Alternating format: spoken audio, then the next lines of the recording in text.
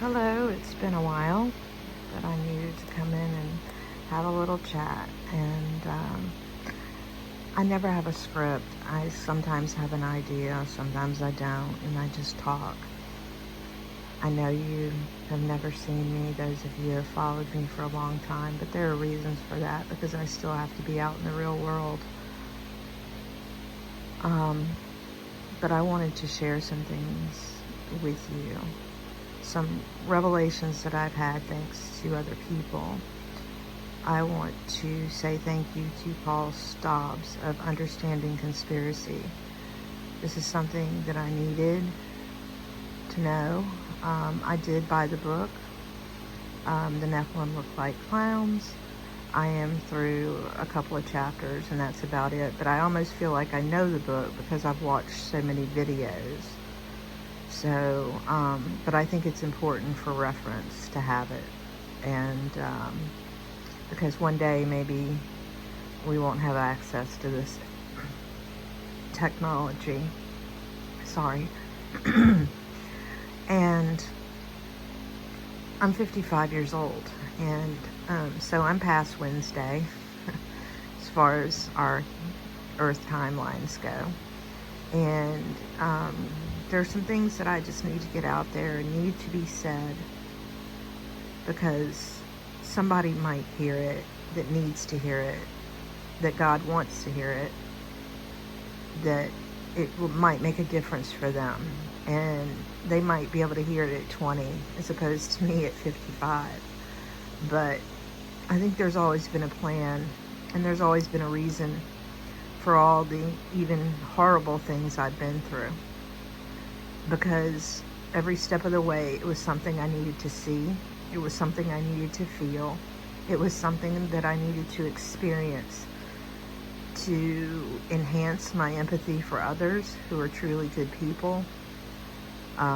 Maybe help people, have a better perspective, understand the deep spiritual meaning of some of the things that I went through and some of the whys. Now, I don't claim that I'm going to have knowledge of everything. I don't think that's possible, but I hope that I acquire knowledge of the important things, the things that matter to my soul. And I grew up, and I know some of you may have heard this, where my mother was a drug addict. Now, prescription drugs, but does it really matter? Giving herself shots of major medication, access through her husband, who was retired, a doctor. He was extremely codependent, partially maybe his fault for, starting all this, thinking he was helping her in the beginning for migraine headaches. But it turned out to be my whole life, 1977 to present, minus 7 years.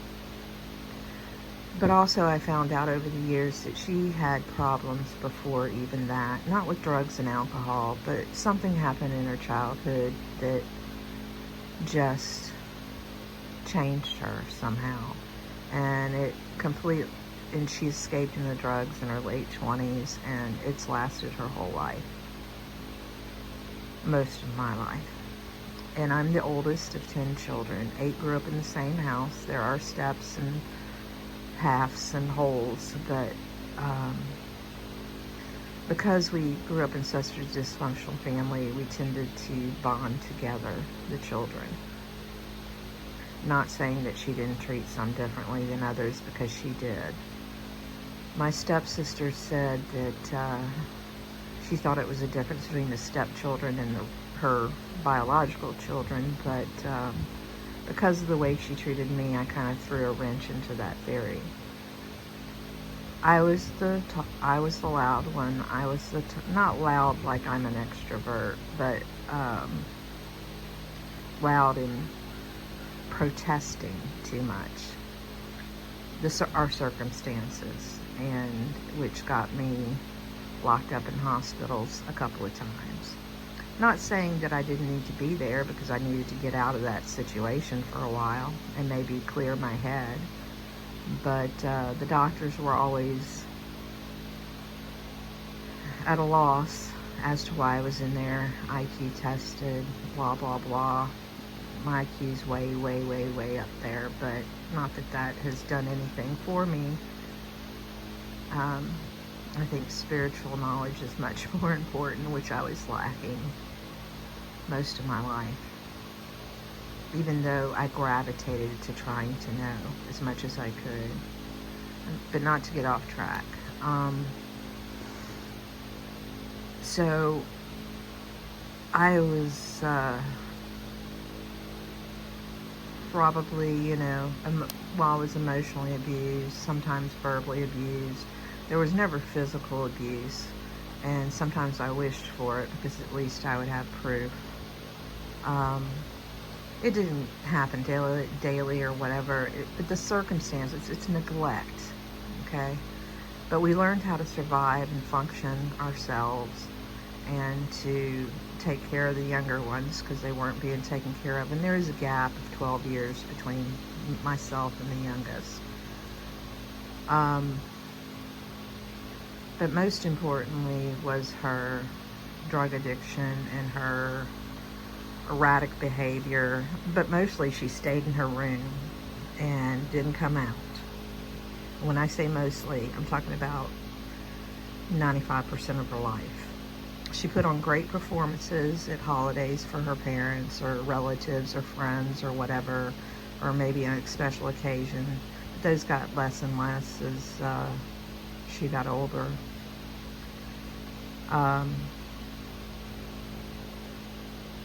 She was never at any of my dances. I was on dance line. She was never at any of my games. I played softball. She was never a part of any of it.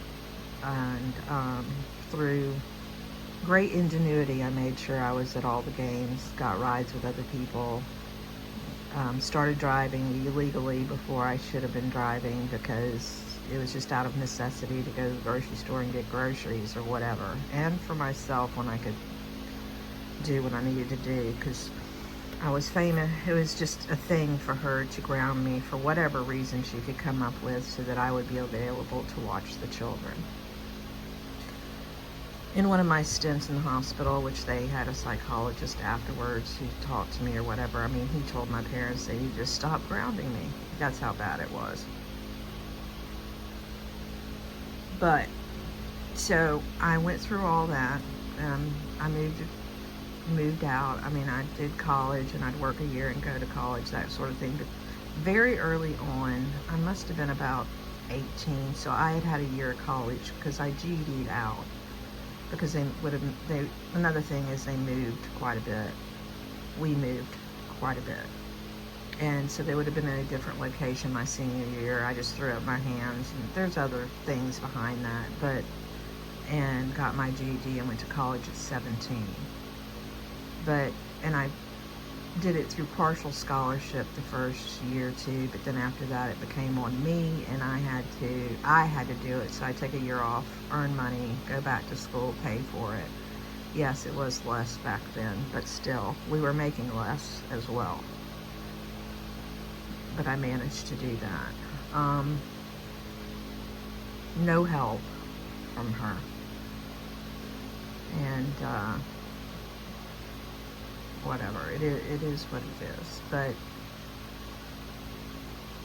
I sitting here holding the phone, my hand's shaking. Whatever, let me hold it with 2 hands. There came a day, she had already been through rehabs a couple of times at that point, which was a joke. I think she lasted 2 weeks one time, and was trying to be on her best behavior, and even cooked breakfast one morning, and we were all sitting there in shock and kind of irritated, because she was interfering with the way we did things all those years without her. But this particular time, she went into the hospital supposedly for a migraine headache and was there, staying there. And they found her wandering into the halls, into other people's rooms, and grabbing clipboards, which used to be at the end of the bed, and writing on them and whatever. And they had tried to get her and isolate her, and they had no psych ward in that hospital. It was a smaller town, and since her husband, my stepfather, was a doctor, they sent her home with him because they couldn't have her into the hospital because of the liability, and you know. So she comes home and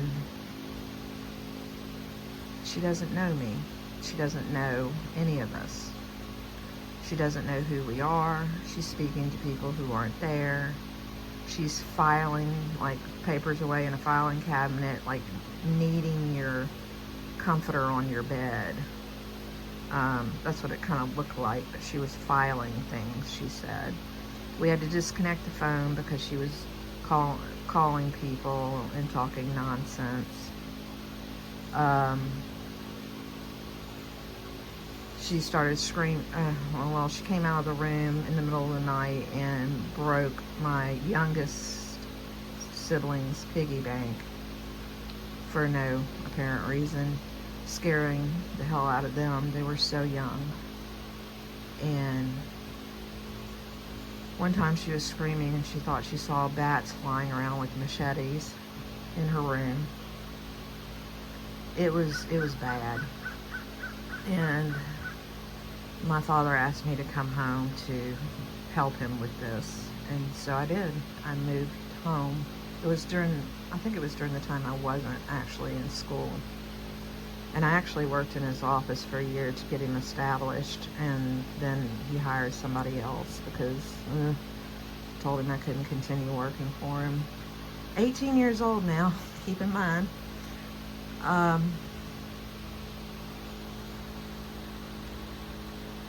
I walked in the room one time and she wasn't in her bed. The goal was to keep her in the bedroom, away from the kids. And then, I don't know, my dad was supposed to be working. I call him Dad because he's been around since I was 7, and my dad kind of delved off eventually. But so I have 2 men I call Dad.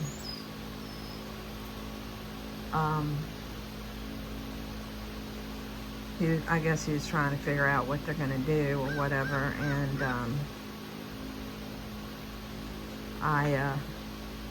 look at this. Oh, he's running off. There was a skink. Anyway.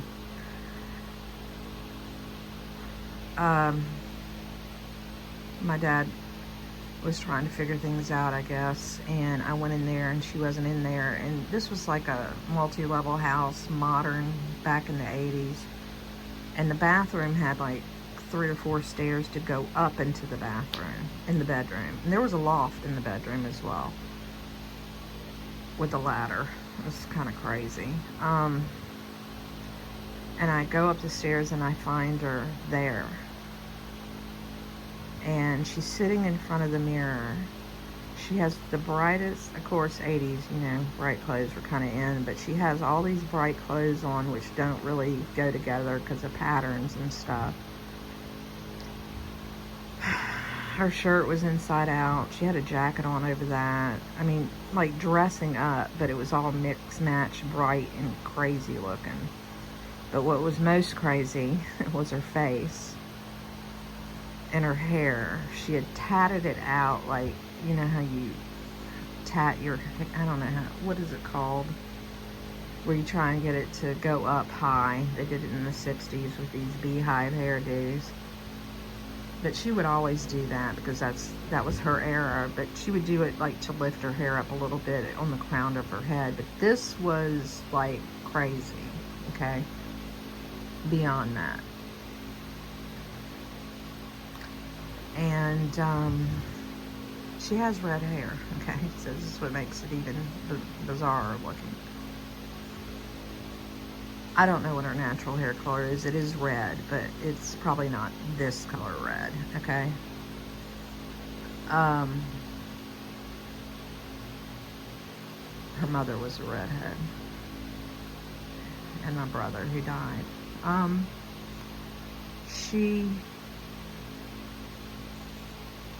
had makeup on her face, like blue eyeshadow all the way up to her eyebrows and out onto the sides of her eye.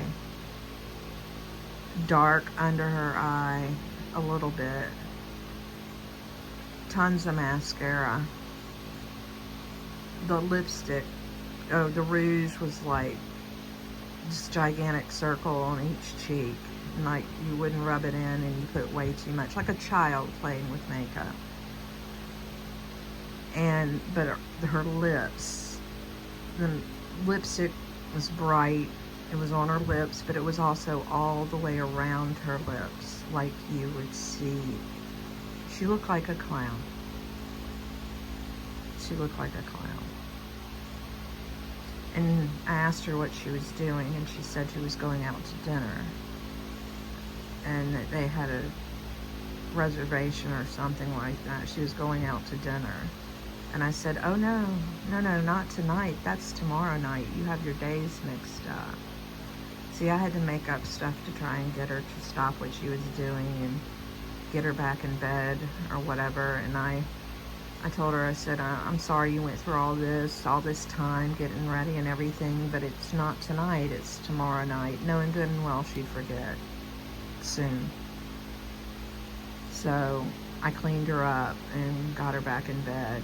And eventually, here comes the psychiatrist. He shows up in a cowboy hat and jeans. This was in Colorado. And he and my father are sitting at the table trying to decide what they're going to do, and you know, maybe having care in the house or something. And I went over there and sat down. And I said, look, let me explain something to you.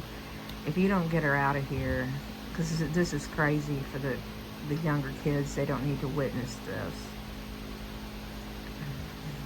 I didn't need to witness this, but I'm going to leave because I'm not going to be here for this. I'll stay here and help you take care of them, but I'm not going to have this going on. This is crazy. I mean, I just can't. She went away for 6 weeks. They put her on lithium. She ended up coming back. Of course, she got off the lithium, but it's not good for you anyway. But she eventually, at about 4 weeks, she was kind of coming to her senses about who we were, because I went and visited her in the hospital. And at 6 weeks, she came home, and everybody wanted to pretend like nothing had ever happened. But I just wanted to tell Paul, I now understand what's been with my mother her whole life. She's possessed. She's gotten better with age. The fact that she's still alive is unbelievable. She's not mobile anymore, except barely with a walker. We're facing some things to come. It's difficult, but just exhausted for what she's put us through our whole lives. It's exhausting, especially for me and the sister right under me. We're the ones who have always taken mostly the brunt, and I know I should have just, I did. I moved away. I was in different places. It's not like I've been at my mother's back door. I haven't at all.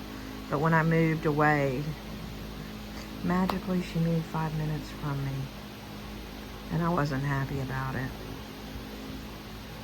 But I love her, but I don't like her. She has her good moments, but they're very rare. And I just know that, I fully forgive her, honestly. I don't know what happened. I just know that she never said no. She never wanted to get better. I don't know if she could. Maybe the demons just had a hold of her too hard. She's been diagnosed with manic depression, bipolar disorder, which I just, whatever, bullshit. I think this is spiritual, and it's had a hold of her for a very long time. I can pray for her soul. I pray that God forgives her for what she's done. Um, but yeah, I grew up with a clown, or them possessing my mother, and I didn't even know it. And how could I still do for her or whatever? It's because I'm a child of God. I'm a child of God. And I am her daughter, whatever that means, because she didn't raise me. And she doesn't have long left. And I just pray that she goes in her sleep, because it's got to stop. And if I was a Catholic and she didn't have all this record of mental instability, I'd call in a Catholic priest to try and exorcise her. But I don't even think they'd let them in the door, honestly, because they've never gone to church. They say they believe in God or whatever, but it's never really talked about.